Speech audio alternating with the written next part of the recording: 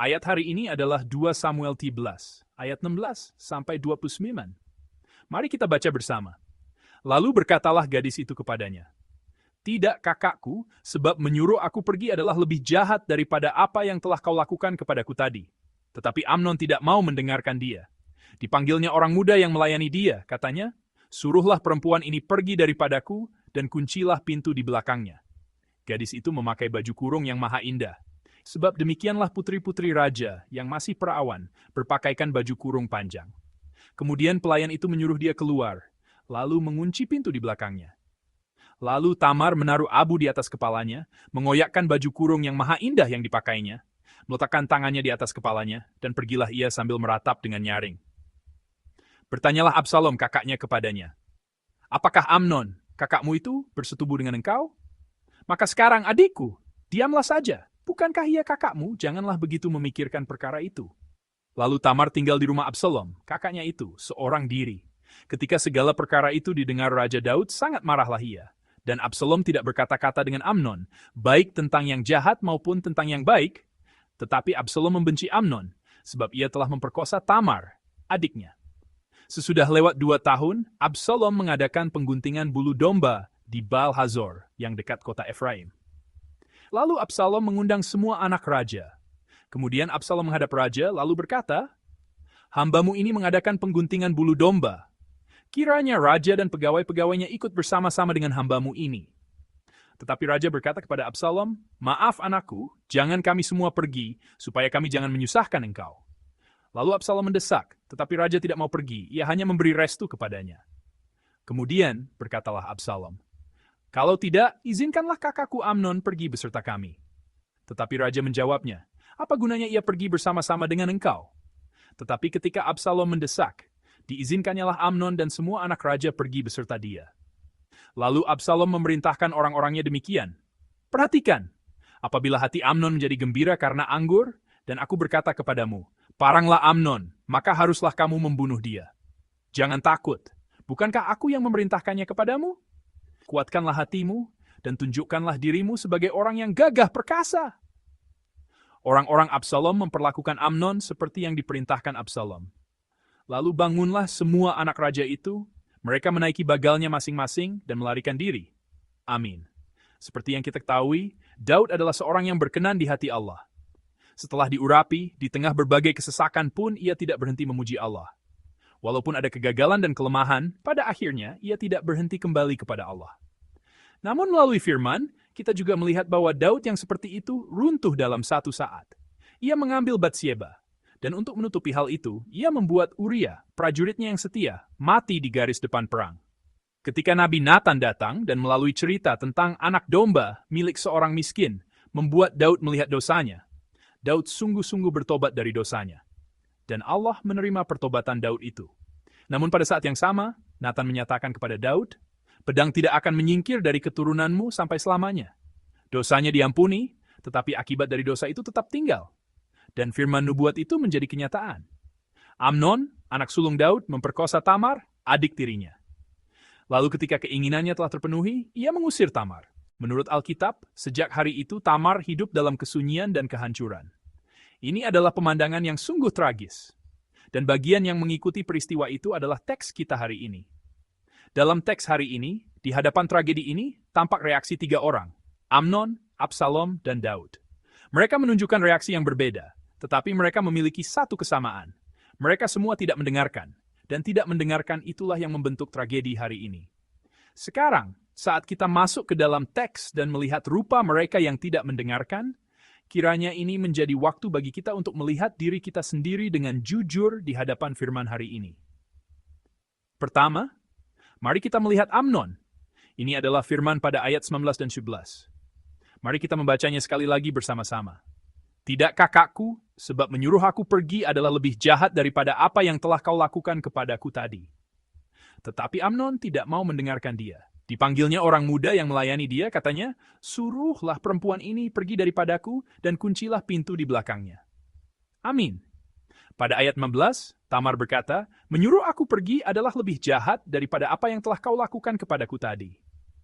Ini bukan sekadar ungkapan emosi, Jika kita memikirkan hukum pada masa itu, perkataan ini memiliki makna yang sangat jelas. Menurut ketentuan Ulangan 22, apabila seorang laki-laki memperkosa seorang perempuan yang masih perawan, ia tidak boleh membuang perempuan itu, tetapi harus memikul tanggung jawab. Tamar sedang berbicara berdasarkan firman itu. Ia menuntut keadilan dan perlindungan yang paling mendasar, tetapi Amnon tidak mendengarkan perkataannya dan mengusirnya. Ungkapan dalam teks, tidak mau mendengarkan dia, bukan hanya berarti ia tidak mendengar dengan telinga. Itu berarti ia tahu, tetapi menolak. Artinya, Amnon bukan tidak tahu. Ia dengan sengaja menolak hukum itu dan juga menolak Tamar. Mengapa ia menolak hukum dan perkataan Tamar? Karena keinginannya menutup telinganya. Karena ia dipenuhi oleh keinginan, bukan kasih. Ketika keinginannya terpenuhi, ia memperlakukan Tamar seperti beban yang harus dibuang. Sebelum keinginannya terpenuhi, ia tampak seperti mendengarkan Tamar. Tetapi pada saat keinginannya terpenuhi, tidak ada lagi perkataan yang terdengar olehnya. Yang penting di sini adalah keadaan setelah keinginan itu terpenuhi. Setelah seseorang melakukan dosa, ia akan menutup telinganya lebih kuat lagi untuk membenarkan dosa itu. Kita sudah mengetahui hal ini melalui contoh sebelumnya. Daud melakukan hal itu. Hari ini, Amnon juga melakukan hal yang sama. Hasilnya tidak berhenti pada satu peristiwa. Hidup Tamar dihancurkan. Dan kehancuran itu menimbulkan tragedi lain, yaitu kemarahan Absalom. Seperti yang dapat kita lihat melalui Daud dan Amnon, dosa tidak pernah berhenti pada diri seseorang saja. Dosa terus meluas melalui relasi. Tidak mendengarkan karena keinginan, itulah rupa Amnon. Sekarang mari kita melihat Absalom. Ini adalah firman pada ayat 22. Mari kita membacanya bersama. Dan Absalom tidak berkata-kata dengan Amnon, baik tentang yang jahat maupun tentang yang baik, tetapi Absalom membenci Amnon, sebab ia telah memperkosa Tamar, adiknya. Amin. Jika kita melihat teks ini, Absalom tampak diam di hadapan masalah ini.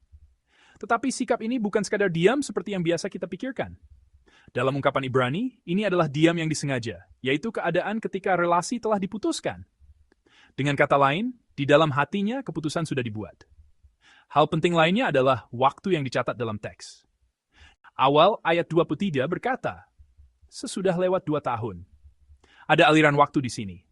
Alkitab mencatat waktu ini bukan hanya untuk memberi informasi, tetapi juga untuk menekankan betapa lama diam itu berlangsung. Selama 2 tahun penuh, Absalom tidak melepaskan kemarahannya. Kemungkinan besar ia justru terus membesarkannya.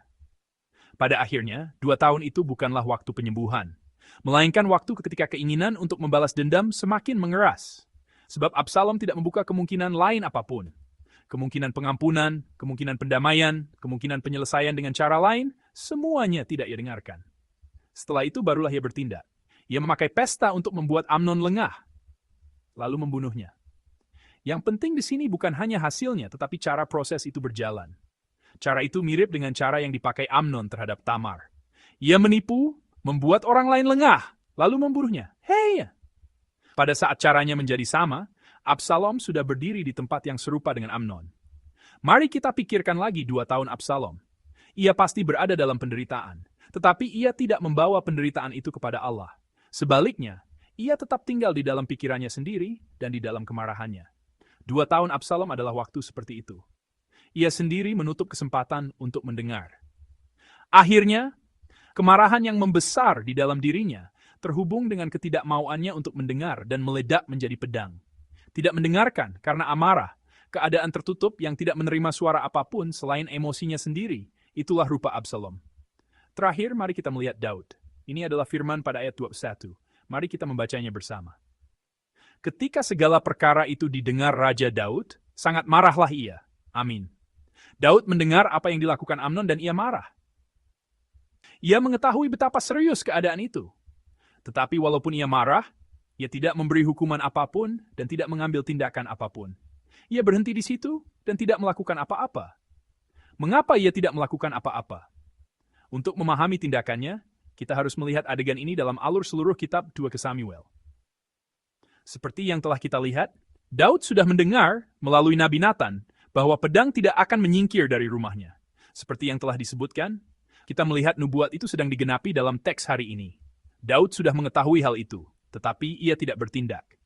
Bukan sekadar karena situasinya rumit. Ada alasan mengapa ia berhenti. Daud adalah orang yang sangat mengenal hukum Taurat. Namun untuk menerapkan hukum itu kepada Amnon, ada sesuatu yang harus ia lakukan terlebih dahulu. Ia sendiri harus berdiri lebih dulu di hadapan standar hukum itu. Dalam peristiwa Batsheba, ia sudah berdosa. Untuk menutupi tindakannya, ia membuat Uria mati. Daud adalah orang yang telah melakukan dosa yang mengerikan dengan melanggar beberapa perintah dari 10 perintah Allah. Jadi apabila Daud yang seperti itu menghakimi anaknya, itu berarti ia harus terlebih dahulu menempatkan dirinya sendiri di hadapan hukum.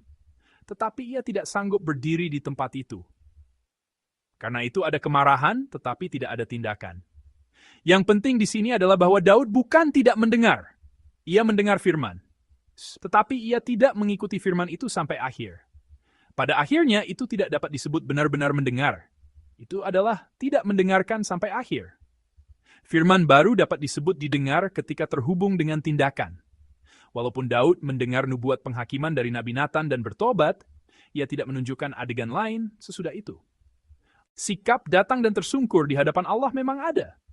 Namun, sikap untuk pergi kepada Batsheba dan memikul tanggung jawab atas dosanya, atau bertanggung jawab kepada orang-orang di sekitarnya atas tindakannya, tidak terlihat padanya. Teks tidak mengatakannya secara langsung, tetapi seperti yang ditunjukkan oleh korban penebus salah dalam imamat, setelah pertobatan kepada Allah harus muncul tanggung jawab kepada manusia. Tetapi pada Daud, hal itu tidak tampak. Ada pertobatan vertikal dengan Allah. Adegan itu ada. Namun pertobatan itu tidak menjadi tanggung jawab horizontal kepada keluarga dan kepada manusia. Ia tidak melakukan apapun kepada Batsheba. Dan karena itu, ia juga tidak mengambil tindakan apapun kepada Amnon, Tamar, dan Absalom. Akhirnya kita dapat menafsirkannya demikian. Firman yang didengar tidak berlanjut menjadi kehidupan. Dan hasilnya mengerikan. Penderitaan Tamar dibiarkan, kemarahan Absalom tidak dihentikan, dan akhirnya hal itu menyebabkan kematian Amnon. Tidak mendengarkan karena dosa, ketidakmauan mendengar yang berhenti, dan tidak mampu menghubungkan firman yang didengar dengan tindakan. Itulah rupa Daud. Teks hari ini dengan jelas menunjukkan satu kesamaan melalui 3 orang ini, yaitu tidak mendengarkan.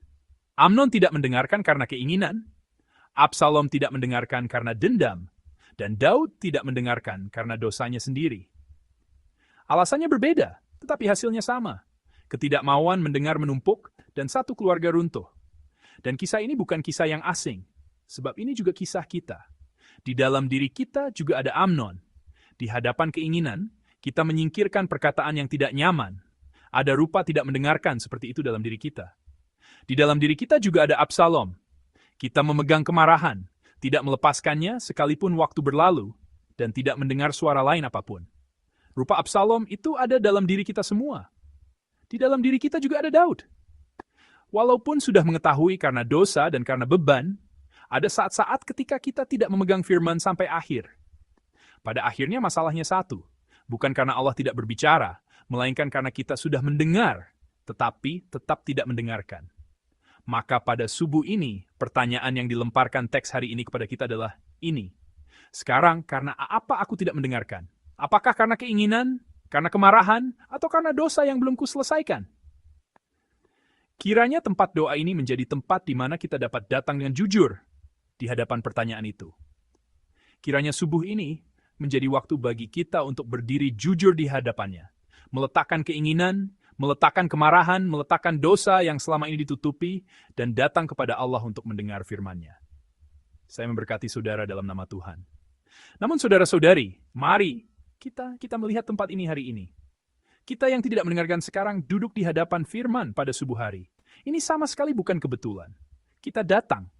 Kita datang bukan karena kita sendiri membuka telinga. Allah yang kembali menuntun kita yang tidak mendengarkan ke tempat ini. Pada akhirnya, datang ke tempat ini sendiri adalah permulaan kasih karunia yang Allah berikan kepada saya dan kepada saudara semua. Jika tidak mendengarkan meruntuhkan satu keluarga, maka ingatlah bahwa tempat di mana kita maju untuk mendengarkan ini adalah permulaan untuk membangun kembali. Kiranya kita menjalani hari ini dengan memegang firman yang telah didengar, tinggal di hadapan Tuhan, dan hidup sesuai kehendak-Nya. Saya memberkati saudara dalam nama Tuhan.